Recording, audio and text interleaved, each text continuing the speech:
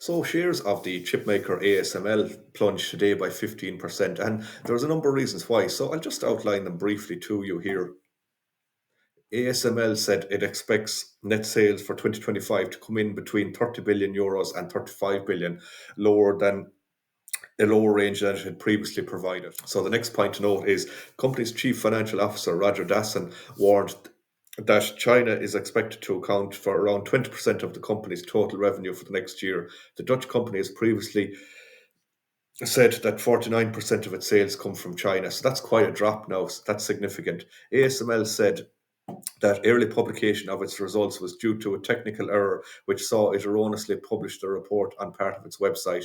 So that caused panic as well.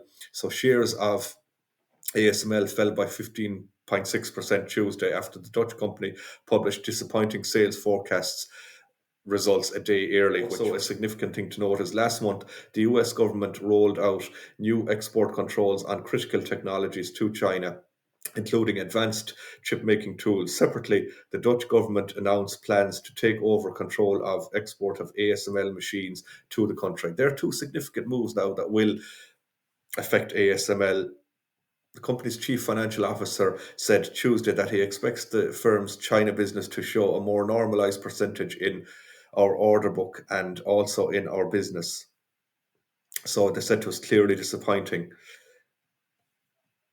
But however, analysts at Cantor meanwhile said that the downbeat outlook for ASML was clearly disappointing and will weigh on semiconductor stocks. However, they added in that in no way, shape, or form does the company's updated outlook indicate any change in AI's growth. So it's just these three things: the publication early, the slow the growth in sales to China, and also the export restrictions. They're the three things.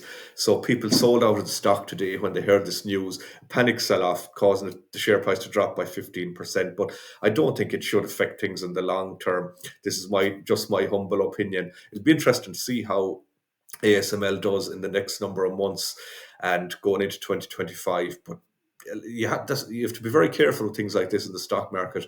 These panic sell-offs, like 15% is quite a drop. If you had a significant amount in ASML today, just always be careful. Trade with an amount and invest with the amount that you can afford, and always be aware of news and hype and things like that that will affect the share price of stocks, and it may be up 15% again next week. So who knows? Time will tell.